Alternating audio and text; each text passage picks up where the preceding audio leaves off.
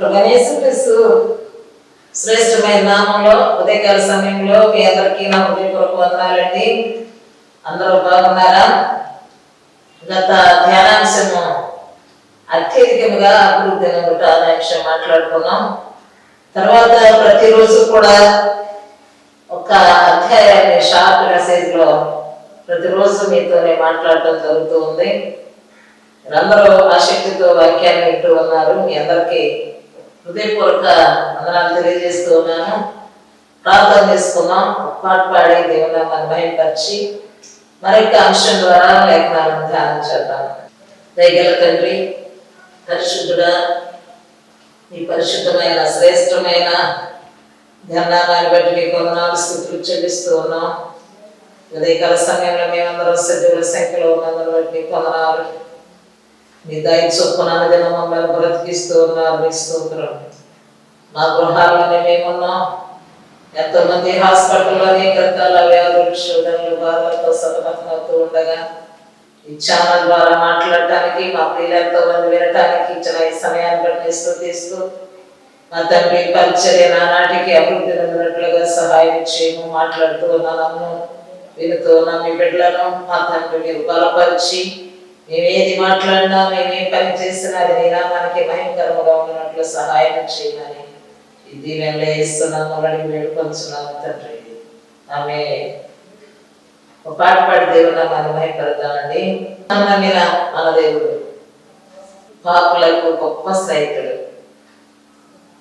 ప్రాణం పెట్టేంత స్నేహితుడు. మరి అలాంటి స్నేహితుడి గురించి ఒక పాట పాడి సమయంలో దేవుని నామాన్ని మహిమపడతాం. పాపుల స్నేహితుడు నిరుపేదగలకై జన్మించాడు. పాపుల స్నేహితుడు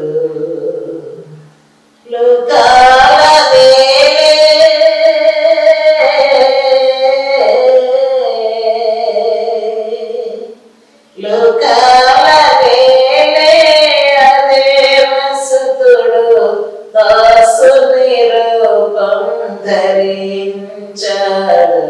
పాపుల స్నేహితుడు నాకై దిగి వచ్చాడు. నా మరలే విన్నాడు. నాకై దిగి వచ్చాడు. నా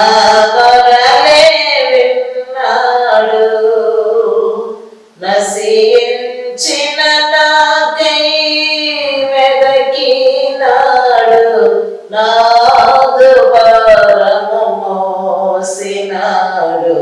పాపుల స్నేహితుడు నిరుపేదగా నాకై జన్మించాడు.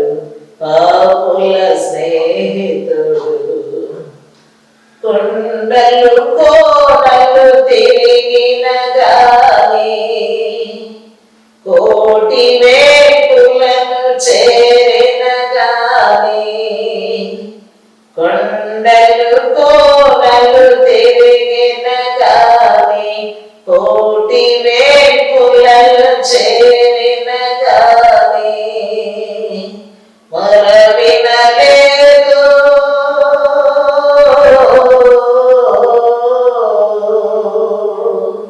మొరవినలేదు, చెరకనలేదు. కరుణామయుడై కన్నీరు తుడిచెను. పాపుల స్నేహితుడు నిరుపేదగలకై జన్మించాడు. పాపుల స్నేహితుడు అందులకు కనువెందును చేసి, మందభాగ్యులకు మమతను చూపి. అందులకు కనువెందును చేసి, మందభాగ్యులకు మమతను చూపి. ఎండిన రాదు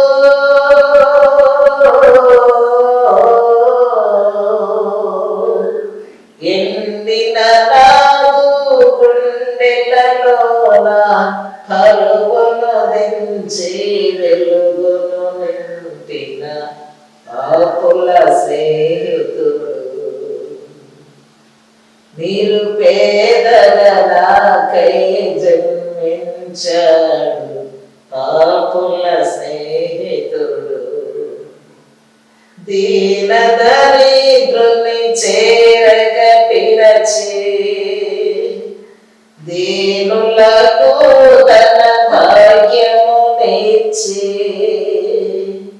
దీన దరిద్రుని చేరగ పిలచి దీనులకు తన భాగ్యమునిచ్చి, పాప క్షమాపణ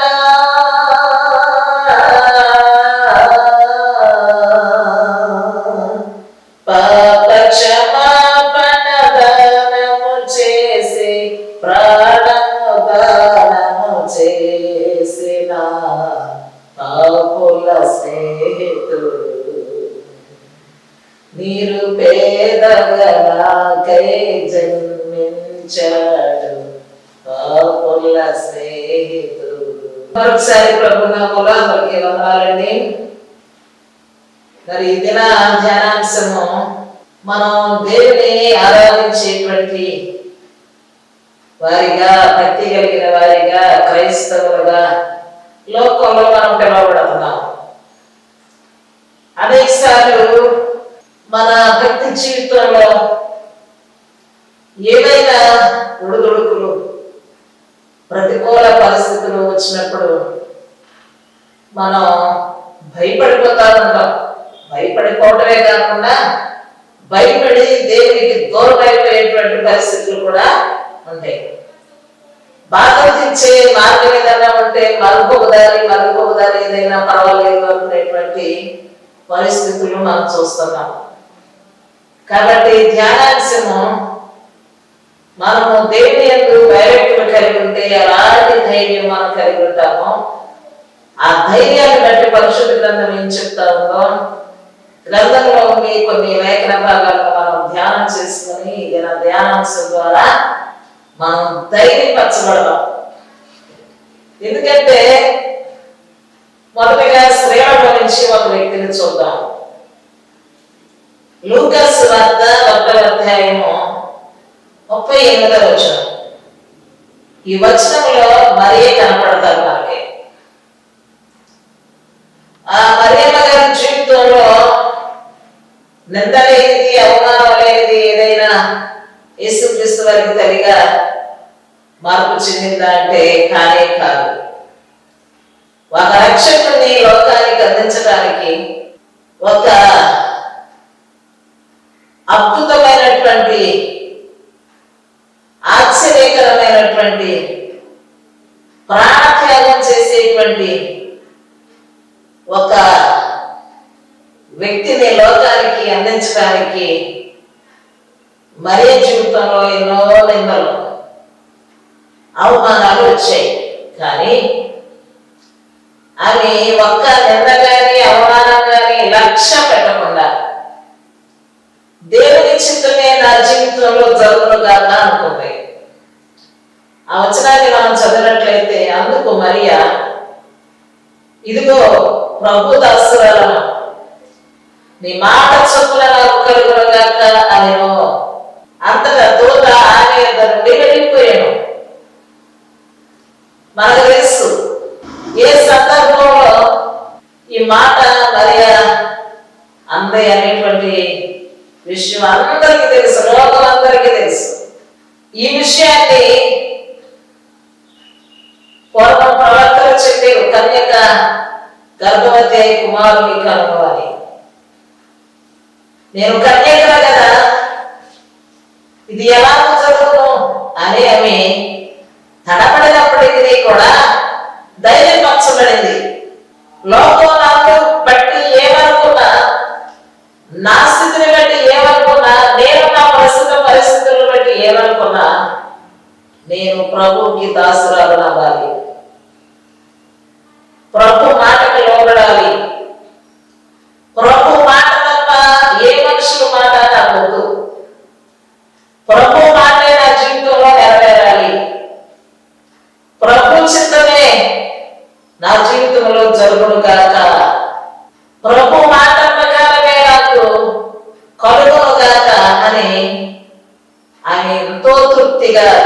రీతిగా ఈ వచనాన్ని తెలియజేసింది. అనేక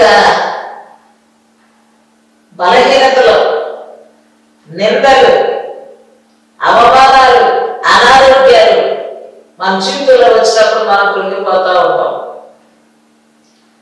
గ్రహం వైపు చూసినప్పుడు మనం కృంగిపోవాల్సిన అవసరం లేదు. ధైర్యపరిచేటువంటి మాటలు దేవుడు మన కొరకు అందులో తన ప్రవక్తల ద్వారా వ్రాయించి ఉంచాడు.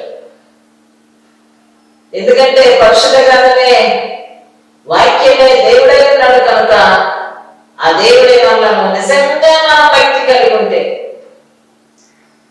దేవునికి ఇష్టమైన భక్తి కలిగి ఉంటే, శరీర సంబంధమైన బలహీనతలు వచ్చినా, వ్యాధులు వచ్చినా వాటిని బట్టి మనం కృంగిపోకుండా ధైర్యపరచబడతాం.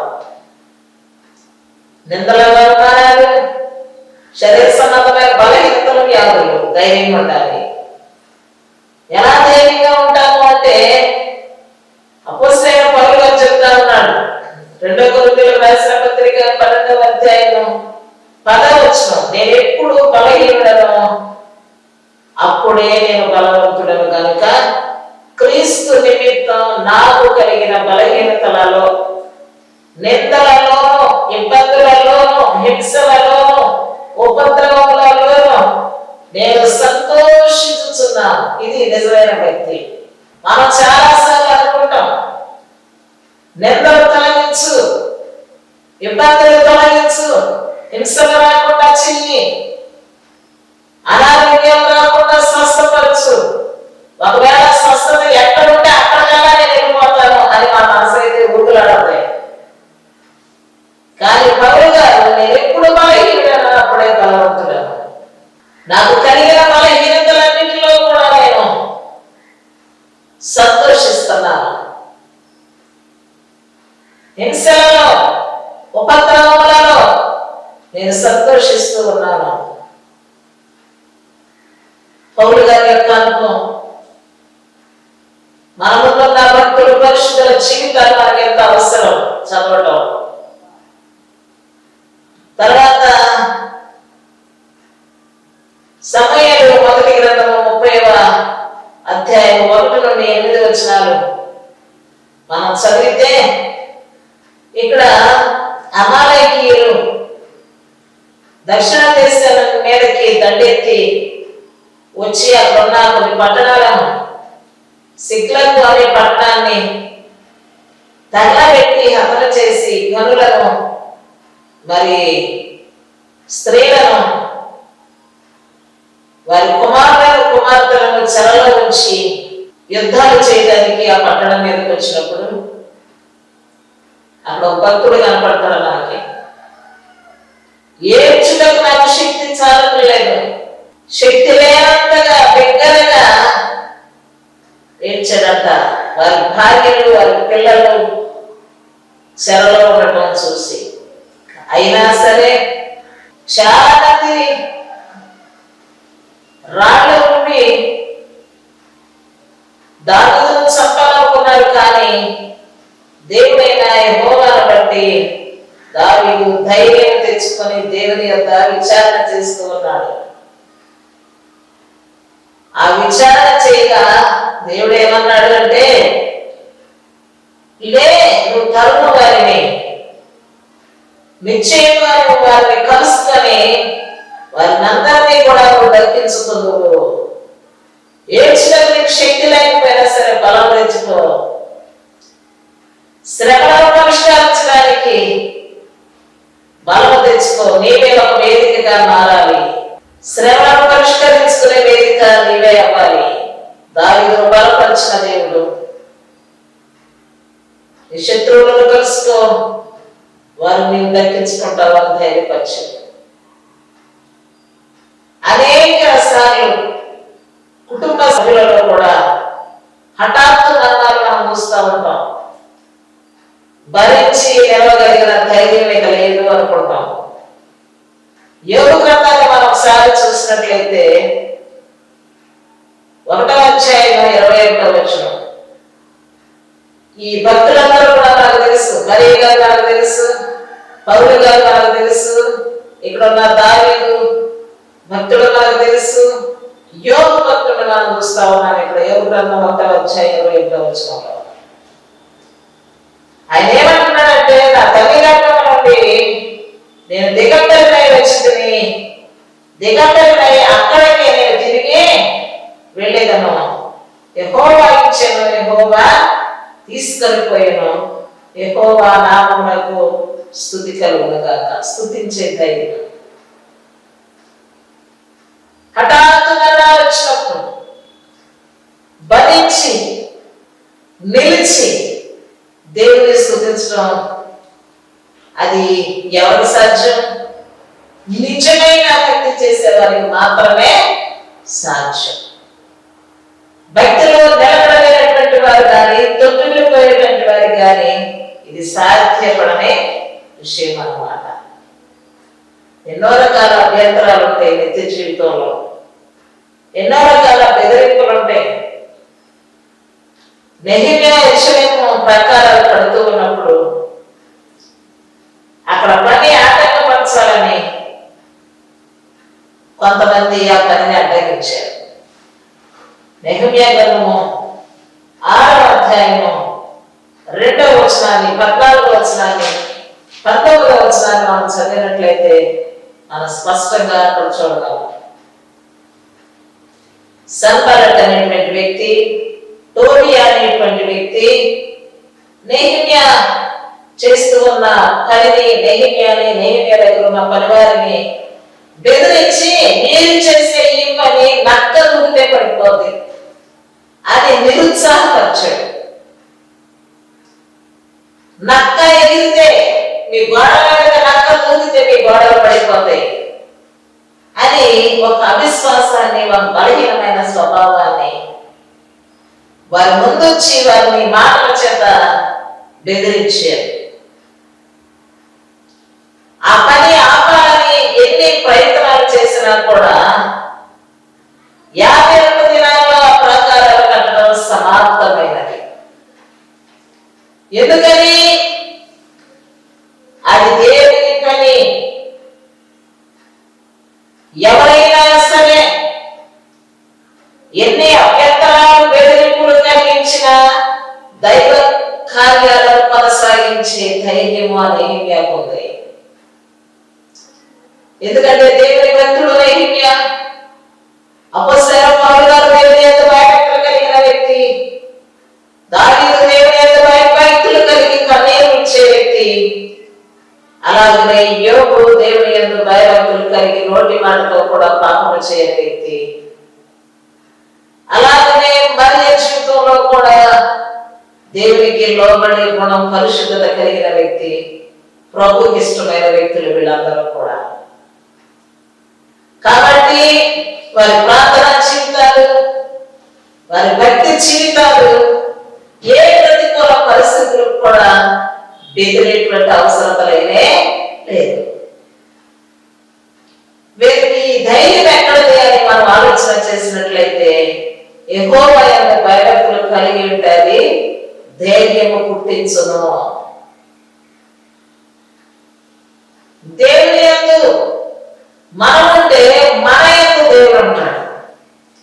మనం దేవుని పక్షముగా ఉంటే దేవుడు మన పక్షముగా ఉంటాడు. మనం దేవుని కొరకు నిలబడితే దేవుడు మన పక్షముగా నిలబడతాడు. అనేక విషయాల్లో దేవునికి వేరే, దేవుని తృణీకరించి దేవుని నామాన్ని అవమానపరిచి హతులైపోయినటువంటి వారు ఎంతో మంది ఉన్నారు. ఇప్పుడు నేను చెప్పే లిస్టు అలాంటి వారు కాదు. వీరందరి యొక్క అనుభవాలను నేను ఎందుకు చెప్తున్నాను అంటే, మనం కూడా ధైర్యంగా నిలబడాలి. మన నిత్య జీవితంలో, మన కుటుంబ జీవితంలో, మన సంఘ జీవితంలో, మన క్రైస్తవ జీవితంలో మన భక్తిని ఎన్నడూ కూడా మరి కృంగ తీసుకునేటువంటి పరిస్థితులు మన మీదకి వచ్చినా కూడా మన ధైర్యాన్ని వదిలిపెట్టకూడదు.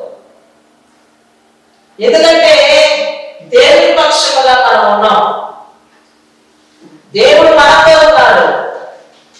కాబట్టి నక్క ఎగిరినా పడిపోతుందని బెదిరించిన ఈ సంపన్నులు లాంటి వాళ్ళు, టోబియా లాంటి వాళ్ళు ఆరుదనం మనకు ఎదురవుతూనే ఉంటారు. ఆరుదనమే కాదు, ఆరుదనంలో క్షణ కూడా ఎదురవుతారు.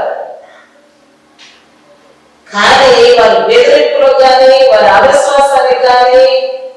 ఉన్నటువంటి ఆ చులకనమైన ఆ మాటలకు కానీ మనం ఎన్నడూ కూడా లక్ష్య పెట్టకూడదు. మన లక్ష్యం ఒకటే, నేను చేసేది నా దేవుని పని, నా దేవుడు నన్ను ధైర్యపరుస్తాడు, ఆ క్షణం ధైర్యపరుస్తాడు, నా ముందు నా వెనుక నన్ను ఆవరించుంటాడు ఆయన. నేనే మనుషుడికి భయపడవలసిన పని లేదు.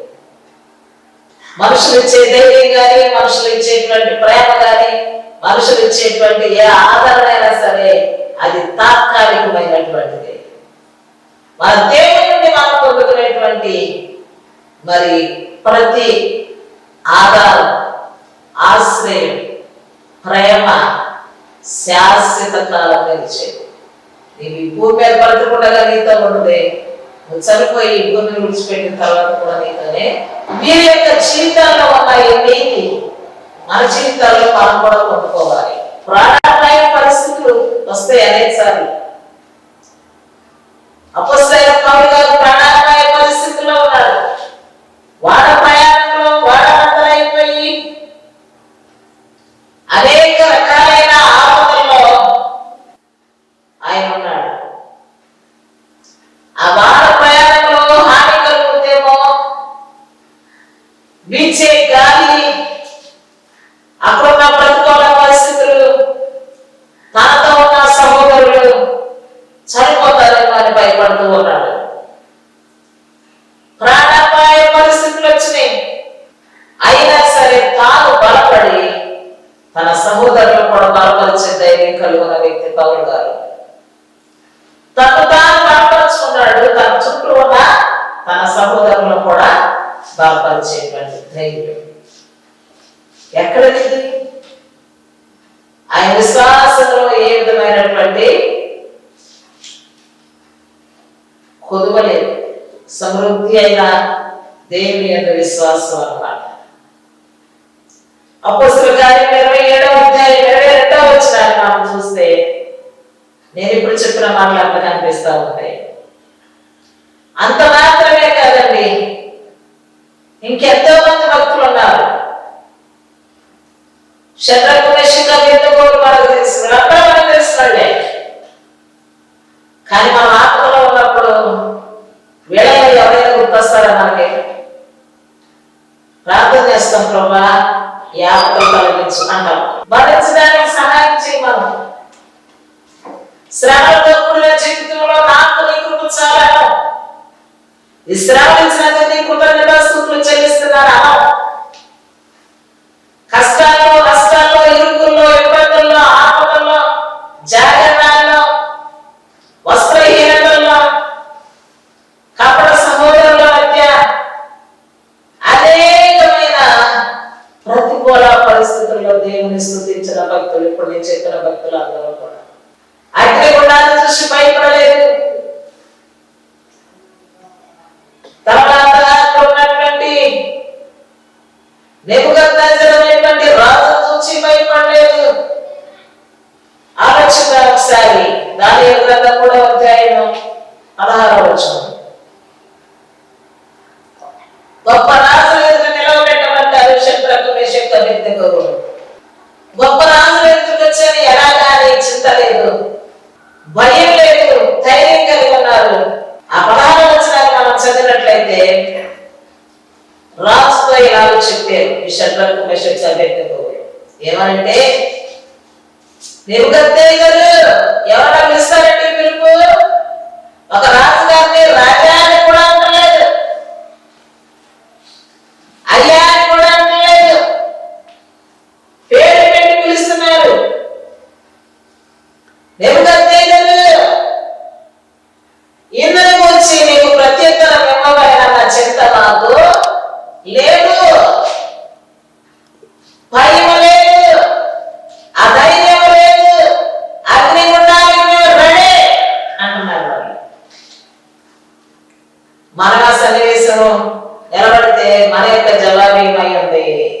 వెంటనే రాజుగారు ఆజ్ఞాపించాడు, భట్రోతులను పిలిచాడు. దానియేలు విషయంలో కూడా ఇదే జరిగింది. 6వ అధ్యాయం 16వ వచనంలో, 17వ వచనంలో కూడా మనం చూసినట్లయితే సింహాల గుహలో వేసినటువంటి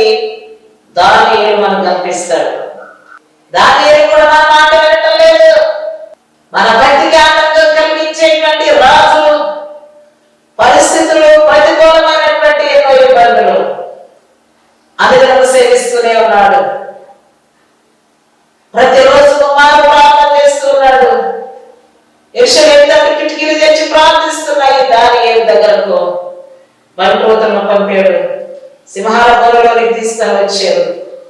ఆ బలమైన క్రూరమైన సింహాల వద్దకు దానియేలును పడదోశాడు. రాజు అంటున్నాడు, నీవు సేవిస్తున్న నీ దేవుడు నిన్ను రక్షిస్తాడులే అని దానియేలుతో మాట్లాడుతూ ఉన్నాడు. ఆ విధంగా సేవిస్తున్నావే, ఆ దేవుడు నిన్ను రక్షిస్తాడు. రక్షించడా లేదా? దేవుని ముందు దానియేలు మోకరిస్తే సింహాలు దానియేలు ఎదురు మోకరించినాయి. అది ఎంత గొప్ప అద్భుతం ఒకసారి చూడండి. దానియేలు మీకట్లా తిరగట్లా కావట్లా, దానియేలు హింసించట్లేదు. అలా ప్రాణమైన యుద్ధానికి ఒప్పుకుంటే మా ప్రాణం భద్రంగా కాపాడతాడు దేవుడు. మనమే మా ప్రాణాన్ని కాపాడుకోవడానికి మాకెన్ని ప్రయత్నాలు చేసినా దేవుడి కాపుదల లేకపోతే నువ్వు సురక్షితంగా బ్రతకలేవు. దేవుడి కొరకు ప్రాణమైన శ్రమైన ఇబ్బంది అయినా తట్టుకుంటే నువ్వు సురక్షితంగా ఉంటావు. తర్వాత సత్యాన్ని ప్రకటించే విషయంలో అపోస్తలుడైన పౌలు గారి జీవితంలో అనేక చూశారు. అలాగే విద్య లేని పాపర్లు పేతురు, యోహాను ఇద్దరి యొక్క ధైర్యం కూడా చాలా గొప్పది. అపోస్తలుల కార్యములు 4వ అధ్యాయం 13వ వచనంలో, 6వ అధ్యాయం 5వ వచనంలో, 7వ అధ్యాయం 56, 60 వచనాల్లో అక్కడ పౌలు గారు కనిపిస్తారు, శ్రమలు కనిపిస్తారు, పేతురు, యోహాను కనిపిస్తూ ఉంటారు. వారిద్దరు చెప్తున్నారు, దేవుని మాట వినడం న్యాయము. మేము నీ మాట వినాలా? మీరు ప్రకటించొద్దంటే మేము మానేయాలా? మేము నీ మాట వినము, మేము దేవుని మాట వినాలి. అదే న్యాయము. యెహోవా యందు మేము భయభక్తులు కలిగి ఉన్నాం. మా భక్తి, మా భయానికి కారణం ఏంటంటే దేవుని మాట వినటమే. ఈ ఉదయకాల సమయంలో ఎంతమంది భక్తులను జ్ఞాపకం చేసుకున్నాం. మన జీవితంలో ధైర్యాన్ని సంపాదిద్దాం, సత్యమైనటువంటి సువార్తను ప్రకటిద్దాం.